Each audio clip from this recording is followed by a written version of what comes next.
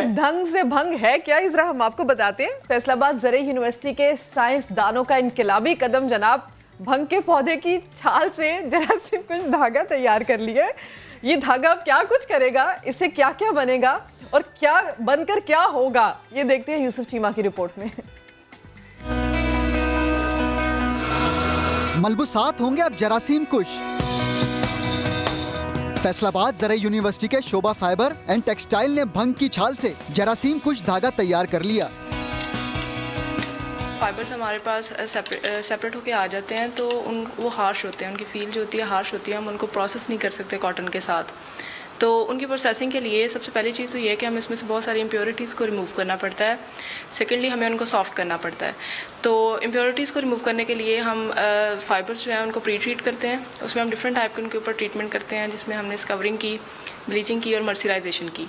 उसके बाद हमने उसकी सॉफ्टनिंग इन्हेंस करने के लिए उसको डिफरेंट एसिड्स और अल्कलीज के साथ ट्रीट किया। जब हम फाइबर्स को एसिड्स और अल्कलीज के साथ ट्रीट करते हैं तो उसमें जो हार्डनिंग कंपाउंड्स हैं वो रिमूव हो जाते हैं और फाइबर्स जो हैं वो हमारे पास सॉफ्ट हो जाते हैं। इतने सॉफ्ट हो जाते हैं कि हम उसको कॉटन के साथ मिक्स कर सकते हैं और मशीन्स के ऊपर जो है उसको रन करवाया जा सकता है। जरासीम कुश कपड़े बनाने के लिए जीन्स बनाने वाली पाकिस्तानी बड़ी कंपनी ने ज़रई यूनिवर्सिटी के साथ MOU भी साइन किया है। ज़रई माहिरीन के मुताबिक भंग की काश्त मखसूस इलाकों के अलावा दीगर जगहों पर भी काश्त की हुकूमती इजाज़त मिलने से करोड़ों डॉलर्स का ज़र मुबादला कमाया जा सकता है। कैमरामैन रिजवान साबरी के साथ यूसुफ चीमा, समा फैसलाबाद। फैसलाबाद ज़रई यूनिवर्सिटी के डिपार्टमेंट फाइबर एंड टेक्सटाइल के चेयरमैन डॉक्टर असद फारूक साहब ने हमें ज्वाइन किया, उनसे इससे मुतालिक मजीद बात करेंगे। सर बेहद शुक्रिया आपके वक्त का। सर ये आइडिया कैसे आया कि भंग का इस तरीके से भी इस्तेमाल किया जा सकता है? देखिए, पाकिस्तान टेक्सटाइल इंडस्ट्री जो है वो बेसिकली एक मैन्युफैक्चरिंग इंडस्ट्री जो कि अपनी एक्सपोर्ट्स करती है टुवर्ड्स यूरोप और US। अब US में और यूरोप में ये डिमांड जनरेट हो रही है कि हम किसी भी कॉटन को जो है वो किसी सस्टेनेबल फाइबर के साथ रिप्लेस किया जाए। तो हमारी इंडस्ट्री को डिमांड दुनिया से आनी शुरू हुई कि किस तरह से आप कॉटन या हेम्प को कॉटन के साथ मिला के कोई फैब्रिक और ऐसी प्रोडक्ट तैयार की जाए जो कि वैल्यू एडिड प्रोडक्ट हो और वो ज़्यादा फॉरेन एक्सचेंज अर्न कर सके पाकिस्तान के लिए। तो US अपैरल जो है, US ग्रुप जो है लाहौर में, वो एक बहुत बड़ा ग्रुप है पाकिस्तान का जो कि डेनिम या जीन्स बनाता है। तो उसने हमारे साथ कांटेक्ट किया और फिर जैसे ही गवर्नमेंट ऑफ पाकिस्तान ने इसको अलाउ किया तो गवर्नमेंट ऑफ पाकिस्तान के विजन के मुताबिक हमने इस पे काम करना शुरू किया और हमने इस पर प्रिलिमिनरी एक्सपेरिमेंट्स जो हैं वो कंडक्ट किए।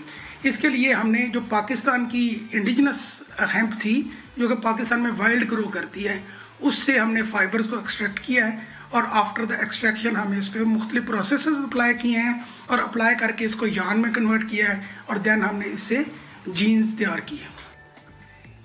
तो सर वो प्रोसेस है क्या, किन मराहल से गुजरकर ये भंग के पौधे से फाइबर हासिल होता है, कैसे बनता है ये? हेम्प जो है ये बेसिकली बास्ट फाइबर है, हम इसको बास्ट फाइबर कहते हैं। इसका मतलब ये है कि ये वो प्लांट जो कि हेम्प भंग का प्लांट या हेम्प का प्लांट जो होता है उसके बाहर की तरफ जो छाल होती है उसमें फाइबर्स होते हैं। तो सबसे पहले जो इसका प्रोसेस होता है उसको काटने के बाद इसको रेट किया जाता है, रेटिंग की जाती है। और रेटिंग का प्रोसेस ये होता है कि हम इसको केमिकल्स के साथ, एंजाइम्स के साथ या साथ इसको ट्रीट करते हैं और ट्रीट करके हम इसमें से फाइबर्स को निकालते हैं।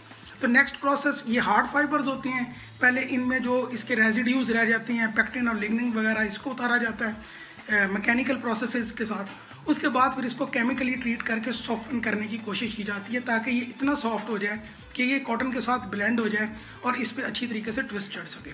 तो ये काम हमने ये प्रोसेसेस मुख्तलिफ किस्म के प्रोसेसेस एक्सपेरिमेंट्स किए हैं और इससे हम इसको ऑप्टिमाइज़ करने में कामयाब हो गए। सही सर, ये भी शेयर कीजिएगा कि ज़रा इनिशियल लेवल पर तो काम लैब में हुआ, लेकिन आगे क्या होने जा रहा है ज़रा उससे मुतालिक प्लीज़ शेयर कीजिएगा। इस सिलसिले में हमने जो प्रिलिमिनरी वर्क किया है वो बड़ा सक्सेसफुल रहा है और हमने उससे प्रोडक्ट तैयार कर ली है। अब नेक्स्ट ये है कि हम US ग्रुप के साथ हमने एक MOU साइन किया है एग्रीकल्चर यूनिवर्सिटी ने और उसके बाद अब हम जो है इसको मैस स्केल पर प्रोड्यूस करने की कोशिश करेंगे ताकि इसके सैम्पलिंग हो और वो सैंपल जो है वो इंटरनेशनली जो है वो पाकिस्तान के लिए हम प्रोडक्शन करें और प्रोडक्शन के बाद फिर जो है वो पाकिस्तान के लिए वैल्यू एडेड प्रोडक्ट्स बनाई जाए जो पाकिस्तान के लिए ज़्यादा फॉरेन एक्सचेंज अर्निंग कर सकें।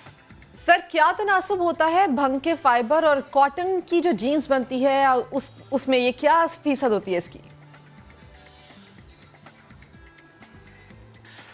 देखिए, हेम्प की जो ब्लेंडिंग रेशो है कॉटन के साथ, वो जो हमने अब तक अचीव किया है वो 20-80 है, यानी कि 20% हेम्प है और 80% उसमें कॉटन है। 30 भी हो सकती है, दुनिया में 30 तक जाया गया है, लेकिन हम अभी तक 20 तक करने में कामयाब हुए हैं। अच्छा सर, थोड़ा सा प्राइस से मुतालिक भी शेयर कीजिएगा, कीमत के लिहाज से आप क्या देखते हैं कि जब मार्केट में आएगी कि जिस फैब्रिक में 20% की हेम्प होगी तो वो सस्ती मिलेगी या कि वो प्रोडक्ट महंगी हो जाएगी? देखिए, हेम्प फाइबर जो है ये एक कॉस्टली फाइबर है, इसकी प्राइस जो है कॉटन से तकरीबन 3 टाइम्स ज़्यादा है। लेकिन अगर हम इसको इंडिजिनसली ग्रो कर सकेंगे तो जो चीज़ हम डोमेस्टिकली ग्रो करेंगे सर्टनली वो सस्ता होगा। महंगी होंगी सर, फिर इस तरफ जाने की बात ज़ाहिर है, उस पर फिर लोग पूछेंगे कि महंगी चीज़ बनेगी, बट हाँ अगर उसकी ड्यूरेबिलिटी वाला फैक्टर है तो फिर इट्स समथिंग। और ये भंग बड़े काम की चीज़ है, अब मतलब पहनने के काम आएगी जी।